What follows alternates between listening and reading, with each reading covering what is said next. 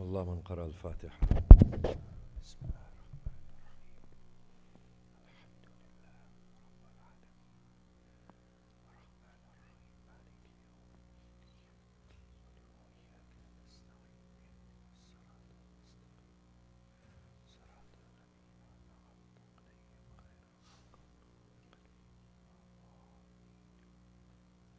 أعوذ بالله من الشيطان الرجيم. بسم الله الرحمن الرحيم.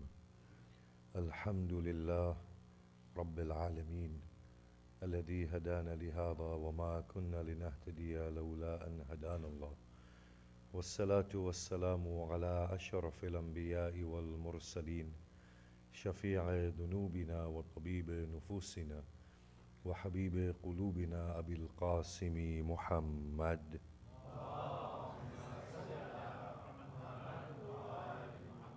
وآله الطيبين الطاهرين المعصومين المظلومين وأصحابه المنتجبين، ولعنة الله الدائمة على أعدائهم أجمعين. بسم الله الرحمن الرحيم.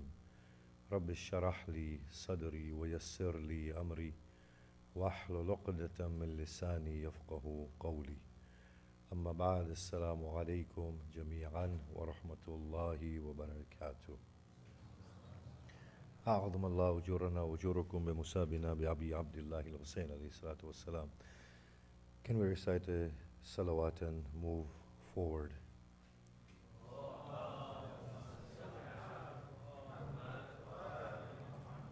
Bismillahir Rahmanir Rahim. Recapping briefly on yesterday's talk and moving on, we stated that the whole topic of ours is the rational foundations of Islam and a need to work back to basic. And in that we explain that there's a theory, a conceptual part of religion. And that conceptual part of religion is based squarely on what we term the growth property, or on the basis of the nature of our existence. Everything is liberating itself and realizing itself. Everything is on an evolutionary track. Everything is on the move. Everything comes to the fullness of its own existence. Now, in terms of this existence, the human being is a loftier animal. We think, we have morality, we understand right from wrong, we yearn a greater pedestal of existence, and therefore religion, in terms of the growth property, is an expression of God-human relationship, where God is seen at two levels. God is seen as the absolute point of human aspiration, human completion, the wholeness of whatever the human can become. He aspires God. And on the other hand, God is also the intimate factor of human life that prompts this growth through confidence. So this is the definition of religion or deen. God centricity and human centricity. God-human relation, where God marks the point of utmost completion and aspiration, and God is the intimate process encouraging that utmost completion. In line with this now, the Prophet introduces God as that part of human sort of relation, or as that part of human life that human being confides in totally and has full confidence in. The Prophet, he stated, make your mistakes, but be sincere about it and grow through them. He stated, have confidence in your God. Don't be superstitious. Don't be frightened. Embrace whatever God has chosen for you, and through that move on. So God is introduced as the most intimate part within human existence in the wake of human evolution towards self-realization and utmost completion. This is religion. Now in that we stated that the whole theme of going back to basic means that whatever we frown upon within religion, whatever we need to hide away from in religion, whatever is embarrassing in religion needs to be questioned. It either has a historical context or it's either senseless. But how do we understand? We stated, if something does not make common sense, then we have to find its historical context and confine it there and say, well, it was something that made sense in this time of history during these challenges. Those challenges are no longer here. We also made one more statement, that the packaged religion that we have today is a compilation of historical responses to historical challenges. Those challenges are no longer, the responses have remained with us. And this is what plagues the religion. So something that doesn't make common sense, or something that is not intuitively correct and accurate. And we stated we need to explain intuition, and indeed we do need to explain intuition as we go into today's discussion as we further build our argument. What is intuition? We explained. We stated that people say rationally this is right, this is wrong. I will say this is a failure because reason in itself is not a closed thing. We can always inquire what is reason based on. We say, well, this, we see the product of this being this, and the product of this being negative, and the product of this action being positive, so reason will determine that this is right and this is wrong. I will say, well, why does reason see these things in the way that it sees? The answer is, actually, reason and rational judgments are based on intuition at the core of it. What is intuition? Intuition is our nature of existence, squarely. Now, yesterday we described this. We stated that as existence realizes itself, it has a fundamental property. That fundamental property is self-liberation. Allah subhanahu wa ta'ala phrases this in the Quran as, there is no coercion.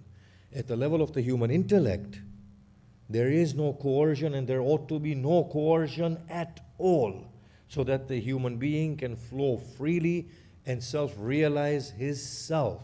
And we find this at an existential level everywhere. If we have a covering on top of a young plant, it will not grow. Remove that covering and the plant will grow. The whole purpose of religion was to remove obstruction and to allow for freedom. And we said that religion is a liberating force. God is a liberating force. So intuition is that which is in accordance with the nature of our existence. So if we were to ask, what is better, giving life or taking life? Reason will say what? Giving life. But what is this based on? On intuition that understands that the flow of existence can only be through giving life. But at the same time, when you ask reason, is giving life in all circumstances the best option? The reason will have reservations and say no. At times, taking life is a better option. At the time of warfare or defending ourselves and our dignity, our homeland. So, giving life is not an absolute rule or the sanctity of life. But lack of coercion is an absolute rule, and removal of obstruction is an absolute existential principle. So what is intuition? Intuition is that facet of ours which is rooted within our existence, which immediately gives the judgment that is in accordance with the growth property. At the level of our society, we are social beings. How does a society function? Well, we have to trust each other. And therefore, trusting and trust and honesty becomes a moral, but it's a social moral. Imagine if Khalil Bhai were to announce that tomorrow the majlis is at 7:45 and he was lying. It won't work, would it? If I were to tell you we are going to discuss a theme of back to basics and then I discuss something else, it doesn't work. If I were to tell you I will meet you at 9 o'clock and nothing happens. So trust is that moral, communal moral, when we exist collectively, which allows the community to function accurately and become productive and growth yielding. Intuition realizes this, that this is a growth property, and hence trust and honesty becomes a moral.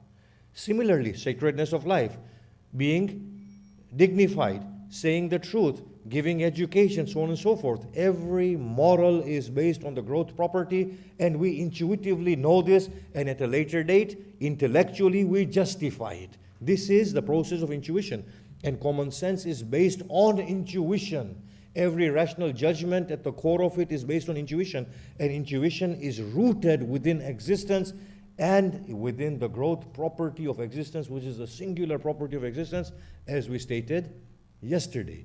So now, when we talk about back to basics before we go into today's theme, what we are saying is that all those facets of religion which are not making common sense, what we are saying is, which are intuitively inaccurate, what that means is that they are inconsistent with existence and nature of existence. What that means is that they are not yielding growth. So anything that is inconsistent with self-liberation, self-realization, or the growth property is inaccurate, even if it goes by the name of religion and by the name of God. Now, let's give an example. Stealing is wrong, isn't it?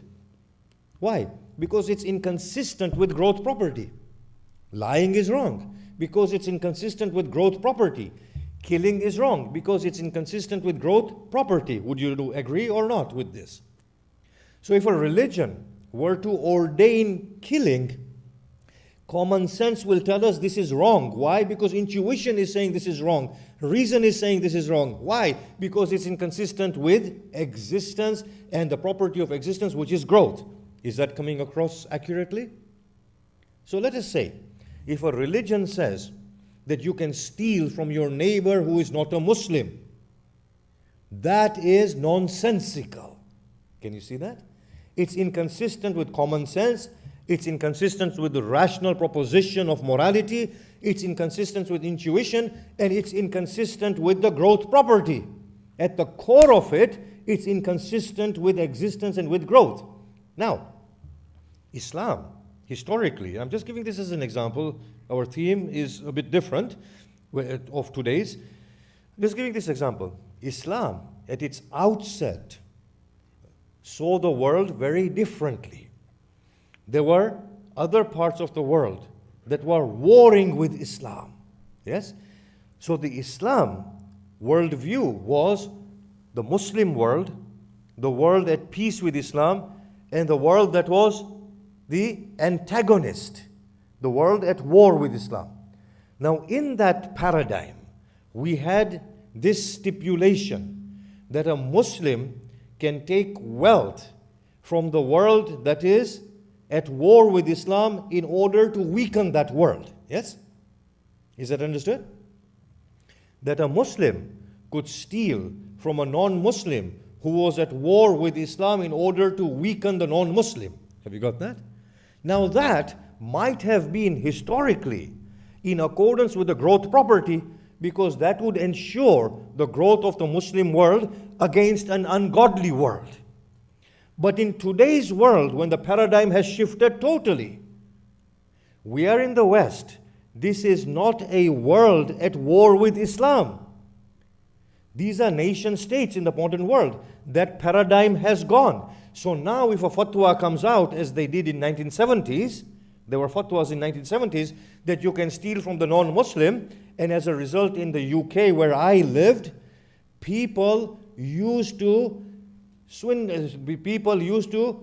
the system all the time. They used to make false insurance claims and take money in the name of Islam, because Islam allowed taking the wealth of a non-Muslim. But that paradigm is not there. And intuitively, we all knew that this is wrong. Absolutely wrong. And it is wrong because it is inconsistent with the growth property.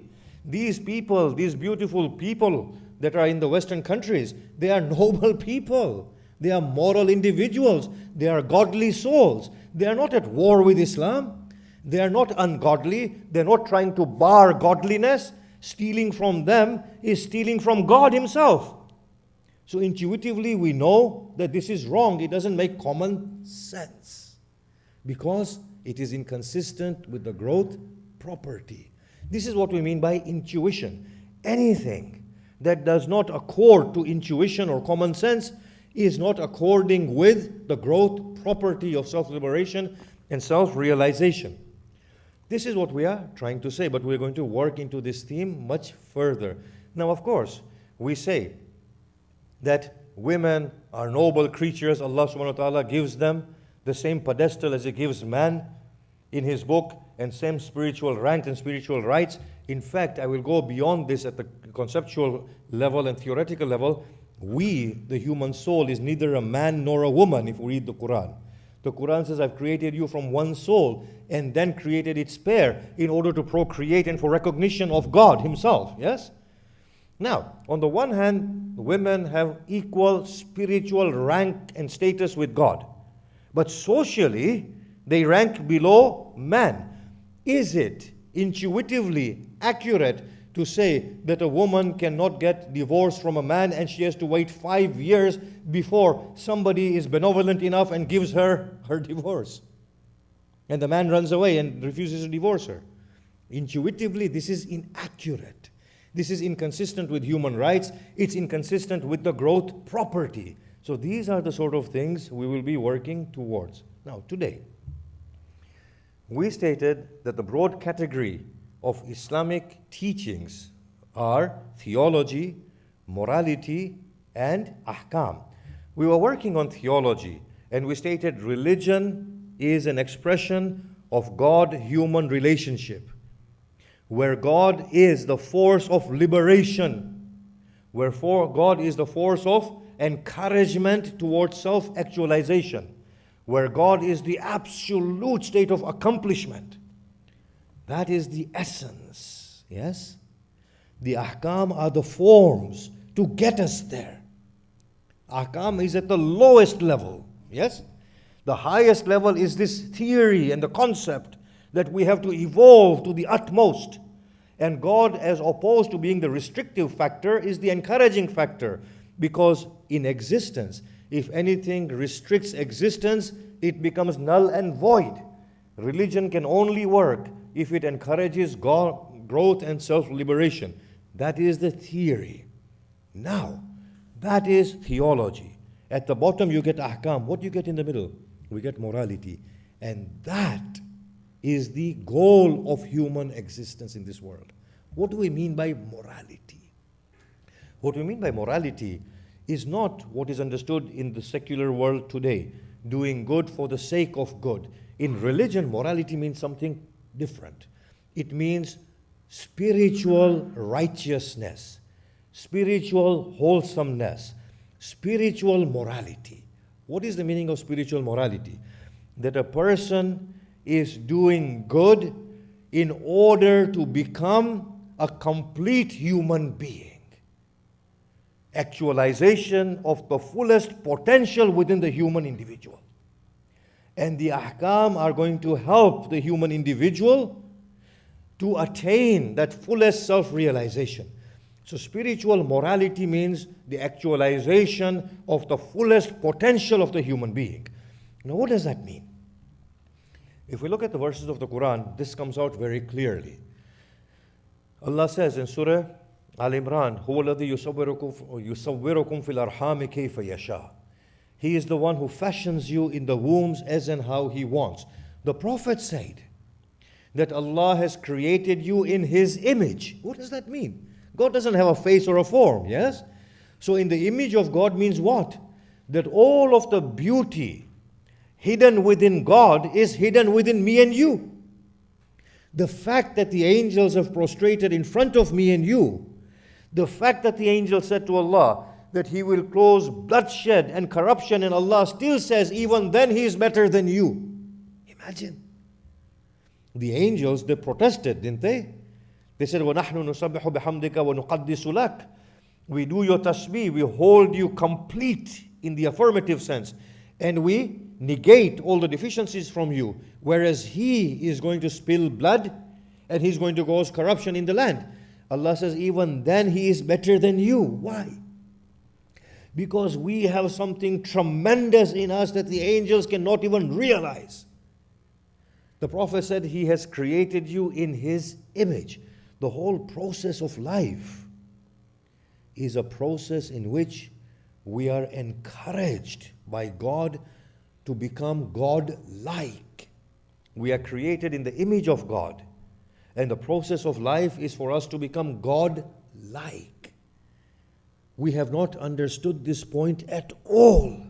You see, my and your world is, I do good and Allah will give me reward. I do bad and Allah will punish me. We don't realize that I am the reward and I am the punishment on myself. It can't be otherwise. There is no other heaven that I'm going to go to. I create the heaven myself. It's in the process of creation. We are all in this Imam Barga right now. But is it the same hole that we see? You can't even see what I see and I can't see what you see. When I say this is green, I can't show you what I'm seeing. You have your own understanding of green. It's a very private world. You are in a world of your own and I'm in a world of my own. Do you not see this? You are the people who are acquainted with this whole. Your understanding is very different from my understanding. You're looking at me from that direction, I'm looking at you from this direction. Being in the same hole, we are in different holes altogether. In fact, if there are 150 people here, there are 150 universes sitting here. Everyone on their own individual journey. Do you not see how Quran so beautifully talks of the Lord of Moses, the Lord of Isa, the Lord of Ibrahim? He talks of the Rabb Musa, the Rabb of Ibrahim, and the Rabb of Ismail. Everybody has this private, personal, beautiful connection with Allah subhanahu wa ta'ala that is their own and nobody else's. We all have the same mother, yet we all relate to that mother in a very individualistic manner that no other brother relates to, or sister or sibling relates to.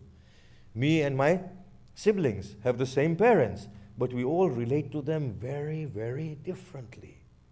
The whole process of life has not been understood. You see, the Quran is very explicit about these things. And it makes perfect sense that you all have your personal journeys, but you affect each other. Your reward and your punishment, your destiny, your judgment are immediately with you.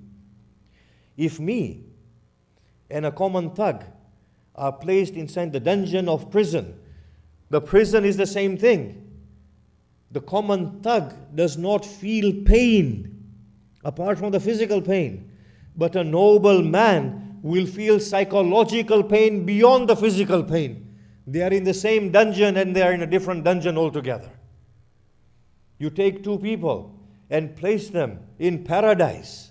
One will rejoice differently and the other one will rejoice differently. You take two people to a mushaira, let's say a Khoja and somebody from Lucknow. And when beautiful Urdu poetry is recited, the guy from Lucknow will start banging his head in ecstasy. And the Khoja will just look at him and say, what's going on? Because one understands the words very differently and the other one understands them very differently. This is the whole thing that the Prophet was explaining to us, that the end game is for you to arrive at that pedestal of godliness. Your judgment, your punishment, your reward is you yourself. Yes, there is a big paradise there, but your understanding of the paradise is limited to you yourself. And whatever will bar you in your paradise is you yourself. The more you can create, the greater your paradise will be. Tell me something. When me and you are asleep, let's say if there's a dream capsule. If I'm in a dream capsule, who can stop me from dreaming a world that is infinite? And if I can make that into my reality, who can tell me that my reality is other than that? Tell me. I don't even need an infinite space. All I need is a place to dream properly and make that dream into a reality. Yes? I don't need unlimited universe or unlimited paradise. I can make my own paradise. The only thing that restricts me is what? My own lack of imagination. So the end game from the teachings was that there is a beauty within me, there is a beauty within you. That beauty needs to be unleashed. It needs to be realized by itself. And therefore, the human being needs to evolve themselves at their individual levels. And that was supposed to be the end game. What we call spiritual morality, we need to explain a bit more. You find a good human per se. Give charity for the sake of giving charity. And we've seen such noble human beings who are so good, who give everything away. But still, when you look into their personalities, of course, they will all go to paradise. Somebody says to me, or asked me, will Mother Teresa go to paradise? I said, if she doesn't make it to paradise, and people like me have no chance to get there. The paradise belongs to her. It kisses her feet, my God. If a noble woman like that, who is an exemplary for me, doesn't go into paradise, then where will I go? I hope she goes to paradise and intercedes for me so that I can go to paradise. This is how the Muslims think, by the way. They're worried about Mother Teresa and they don't even understand what their own journey is about. You know, when the prophets were asked, what about all those people who went before us, who are not Muslims? Every prophet was told this. What will happen to them? The prophets never dared. Do you know what they said? The prophets said, we don't know, Allah knows best. This is how the prophets humbled themselves. The Prophet Muhammad sallallahu alaihi wasallam says in the Quran, the Prophet Muhammad in the Quran says, I don't know what will be done to me, and I don't know what will be done to you.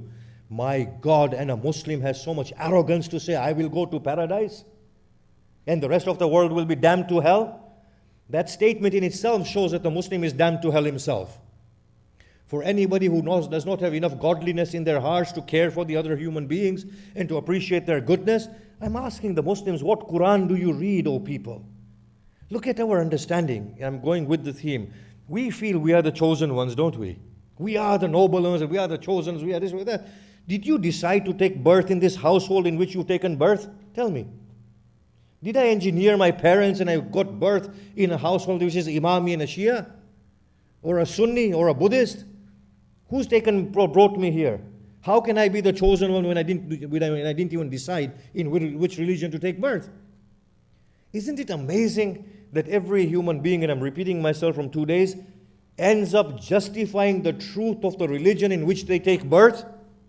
Isn't it amazing?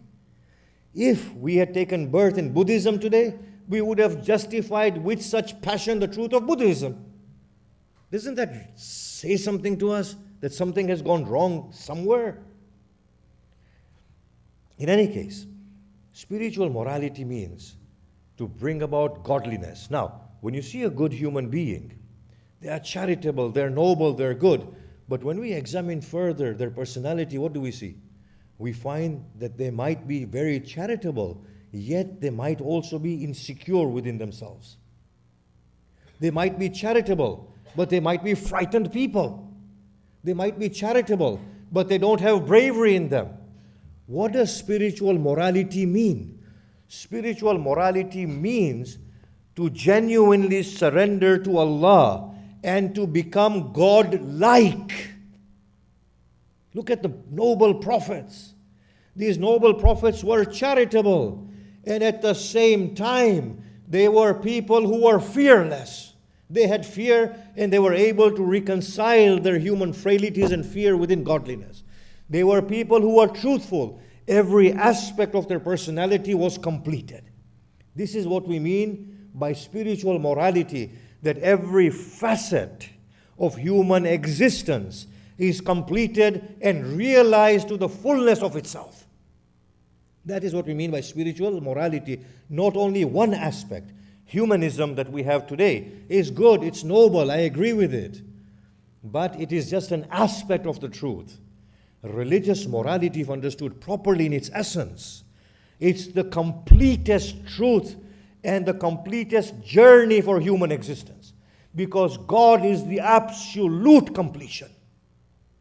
God is all-knowing, all-living, all-capable, all-benevolent, all-forgiving, all-merciful. So if a person is charitable and lacks mercy, they have not completed themselves fully. If a person is knowledgeable but cannot let go of the hurt, then they have not completed themselves fully. Look at Hussain ibn Ali, the way he explains this human journey. He is within the Al-Qamah. The narration is this, that he cups water and draws it near to himself, observes the water. There are arrows fired at Hussain ibn Ali. One penetrates his neck and the other one his forehead. And he looks towards them as the blood gushes from him. But he is undeterred. And then they say, Hussain, shall you partake of the cold water of the Euphrates while your tents are being looted? At that point, like a raging lion, he ascends his steed and comes out of the Alqama and calls out, O people, if you are not Muslims, if you have no fear of accountability of hereafter, if you have no Arab pride in you, then at least be free man in this world of yours. That is the status that awaits a human individual. Tell me, today, in this journey of life, when I die, what shall you give to the earth of me? You will place me inside the earth. You will take away every single thing that distinguishes me, won't you? And Allah, in order to spare me indignity, will tell you to place 2 garments on me. But even the ring with which I worship God, He will tell you, take it off. Even the Quran that I have read will not come with me. And if that Quran you place inside the grave with me, I challenge you, open my grave. After a year, you will find that that Quran has been consumed by the creatures of the earth. Even that Quran will not be there. So what is going in this journey? Me, myself, what I become. And that was the end game.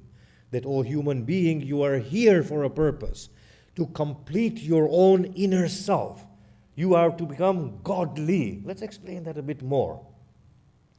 When a fetus is within the womb, if I were to tell the fetus, complete your journey, and if the fetus took a tasbih and started doing the dhikr of Allah subhanahu wa ta'ala, but did not complete its organs and its limbs, if the fetus were to take birth without lungs and hearts and nose and ears and hands, it would be severely deformed, wouldn't it?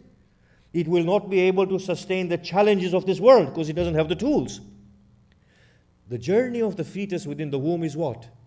To complete its physical being. When me and you come into this world and we are told, complete your journey, what is the journey that we are completing? Is it the journey of shouting at each other? Of cursing each other? Of telling each other how each other are wrong? Of amassing this world and wealth? Of getting power? But then all of this will not accompany me inside my grave. So none of this meant anything. When the fetus completes its journey, all of it accompanies the fetus, the young baby inside this world, doesn't it? The hands, the feet, the organ, the face, the eyes, everything comes with it in this world because it completed its journey. But now today, when I am completing my journey, I have palaces with me. Will you bury them with me? I have money with me. Will you bury it with me? I have armies with me. Will you bury it with me? I have library of books with me. Will you bury it with me? What will you bury with me? Nothing but myself. And even that within a year will have decayed. Open my grave and you will see me. You will see a man who was so noble at one point, who ascended the pulpit. Today is not even found there. Even his skull has decayed. So what am I taking with me in this journey? There is only one thing for this journey. And that is that we actualize ourselves. We become godly beings. And that's about it. And that is the end game and the essence. And the ahkam of Islam are geared towards bringing about that journey. Anything inconsistent with that is senseless. Now, when the Prophet brought in his system, my time has run away so quickly today. When the Prophet brought in his system, how did he bring it in? You know, we are totally mistaken. There was a drought in Medina. So the businessmen had hoarded certain crops.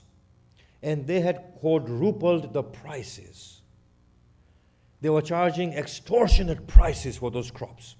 So the people went to the Prophet. They said, Ya Rasulullah, fix the prices for this commodity. You know what the Prophet replied? Inni akrah at-tas'ir. I dislike fixing prices. Why? Look at the logic of the Prophet. If the promise of hereafter is not enough to move them from their greed, no amount of fixing of prices will do anything for them. They will not become good human beings under any rate. Imagine. Today's Islam is based on the whip, isn't it? If you don't do this, this will happen. If you don't do this, this will happen. This is the decadence of humanity. Human being has fallen from its pedestal of greatness. It has arrived to a level of thuggery. In the time of the Prophet, the punishment was meant for the lowest common denominator, for the thugs. A noble man would never stoop to that limit.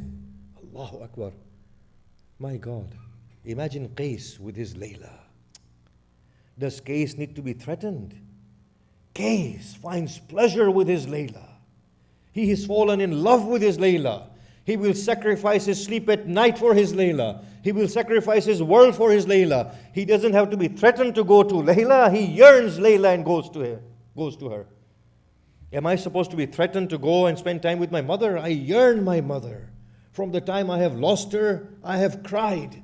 If only I could get one more day with her. Does a noble man need to be threatened? A dignified man is not forced to do good by the whip. A dignified man's heritage is goodness. A noble man is a man who yearns to complete himself, yearns to be with Allah subhanahu wa ta'ala. The law system of the Prophet was a minimalistic one, as we will describe from tomorrow onwards. Was a minimalistic one that was geared towards bringing about a decent, noble, godly human being. That was the end game and nothing else. It's unfortunate that the Muslims have placed so much value on law that does not bring about morality and godliness. People pray 100 rakat namaz and they get so tired they start swearing at each other. Is this what we are supposed to become after 100 rakat namaz? Isn't it better to pray 2 rakat namaz calmly and be calm? Do you really think this makes sense, all that what we are doing? Is it really activating that godliness in me? 20 years ago, I was insecure. 20 years on, I'm still insecure. What have I achieved from this life of mine? 20 years ago, I was fighting against time. 20 years on, I'm still fighting against time, and time is winning all the time. What have I achieved through all of this? 20 years ago, I was debating with others that I am right and you are wrong. 20 years on, I'm still doing the same thing. And the great prophet of mine, he goes to the people of other faiths and he says, you are right, and so are we. Imagine. Amazing, isn't it? I'm just going to say this, I say it in every majlis. Salman was saddened in Medina when he joined the Prophet. He said, what will become of my Christian brethren that I've left behind? The Prophet was saddened. Are they all doomed? The verse of the Quran was revealed. Indeed, those who believe, the Jews, the Christians, the Sabians, amongst these four, and I believe he only mentioned these four because only those four were available in Medina. Amongst these four, whoever believes in Allah, the last day, does righteous deeds, they will have their reward and no fear will come upon them and no regret. Allah does not distinguish a Muslim from a Christian, from a Jew, from a Sabian. He puts them all on the same pedestal. That was my Prophet. That was my God. God was saying, look, the end game is what you are becoming. You can read this book, or this book, or this book, or this book. What you become through reading those books is important, not the book that you read. How interesting is that? How interesting is that? I say to myself, because I read this book, I have to have salvation. But God says to me, He has read another book and he has become a better human being and you have regressed in your humanity. We have totally misunderstood what is happening. I'm not saying you have, I'm sure you all know, but people like me have totally misunderstood. The end game is to become godly. The world is an opportunity for that godliness. As we go into the story of this master of ours, the godliest person that we see, I want to say something before and then go into the full narration. I always say this, that had I been in the place of Hussain ibn Ali, my reaction would have been very different. Had Hur come to me on the day of Ashura, Hur is that person due to whom Hussain finds himself in Karbala, undeniably.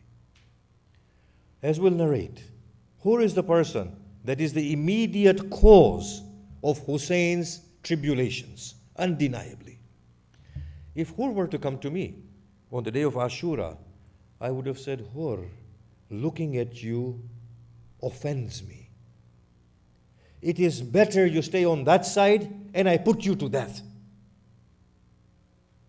Because of you, I am trapped in this place, and now you have the nerve to come to me and to tell me that you want to repent? This is how I would have reacted.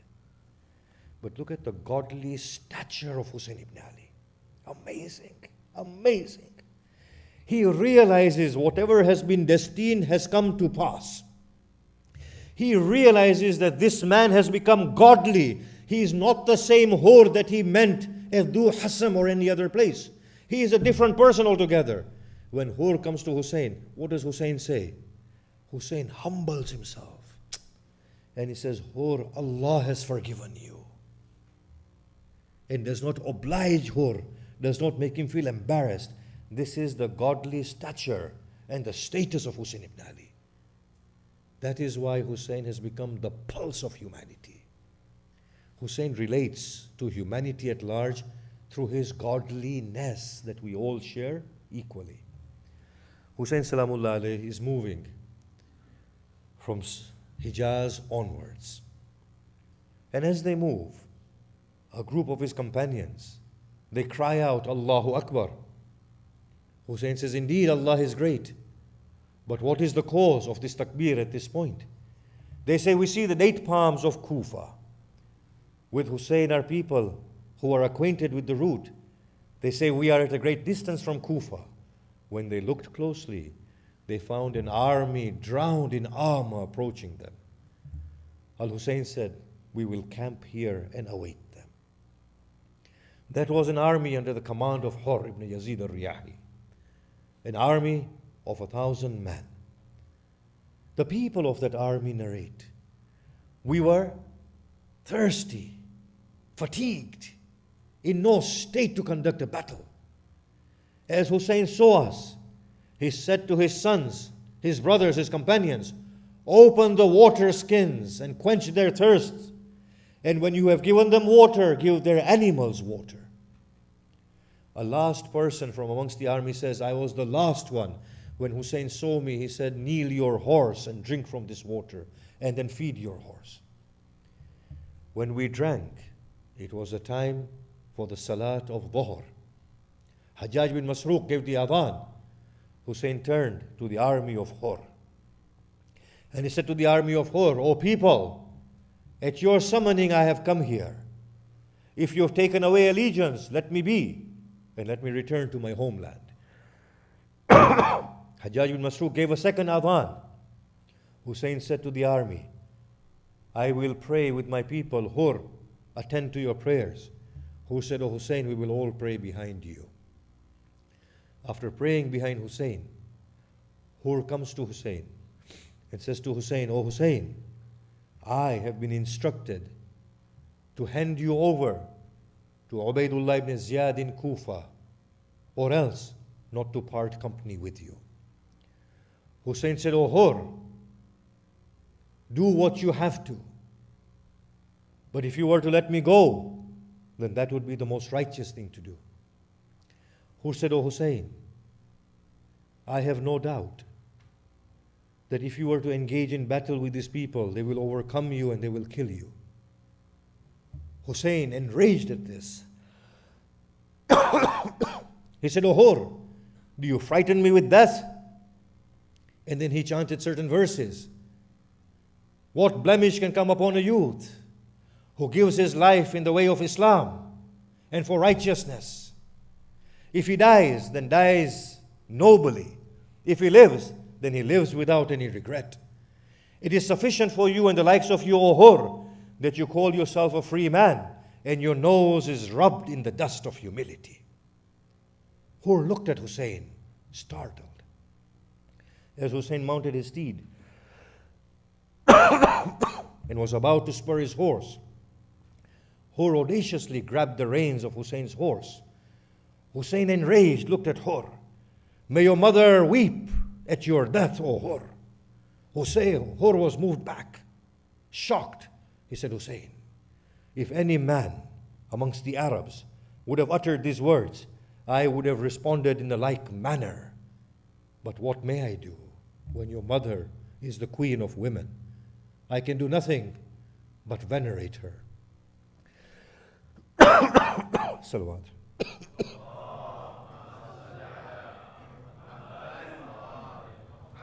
Hur dispatched a letter to Ubaydullah ibn Ziyad, asking him for further instructions. Hussein moved on. The reply came to Hur that either bring Hussein back to me or confine him in a place where there is no water and no pasture. Hussein comes to Karbala, camps near the Al-Qama. On the 7th, Hussein's camp is moved away from the Al-Qama, and the enemy camps next to the Al-Qama. It is the night of Ashura, and Hur is in deep contemplation. Before the dawn, Hur comes to Ubaydullah ibn Ziyad.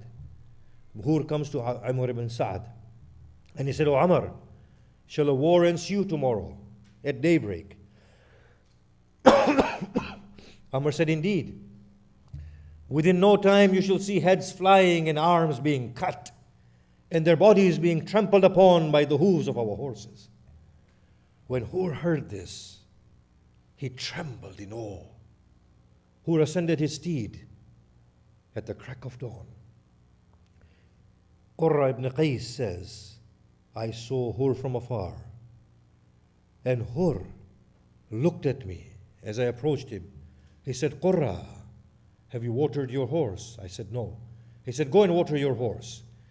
As I left for watering my horse, I saw him trembling.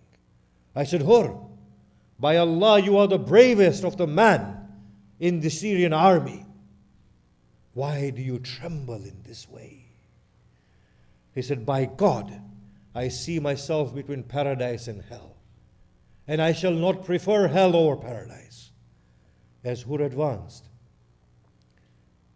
Muhajir called on to Hur. He said, Hur, are you planning to preempt the attack upon Hussein? Hur said, silence, O man. As Hur went, his two sons, Ali and Bukair, joined him, and his brother joined him. As Hur made way towards Hussein, Hussein looked at Hur from afar, and he said to Abbas, Abbas, a guest of mine approaches. Receive him well and bring him to me.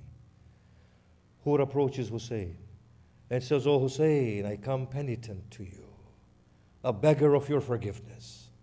O Hussein, I am the one who is guilty for you to be trapped in this place. O Hussein, is there mercy in your heart for the likes of me? Hussein tearfully said to Hur, O brother, not only I, my Lord, has forgiven you. Hur, descend from your steed and come to me. He said, O Hussein, if you were to allow me, let me go to the daughters of the Prophet and seek their forgiveness. He said, so be it. Hur rides up to the tents of the women of Hussein, and he calls out, O granddaughters of Muhammad, before you comes the one who is guilty of trapping you in this place. Is there forgiveness in your hearts for the likes of me?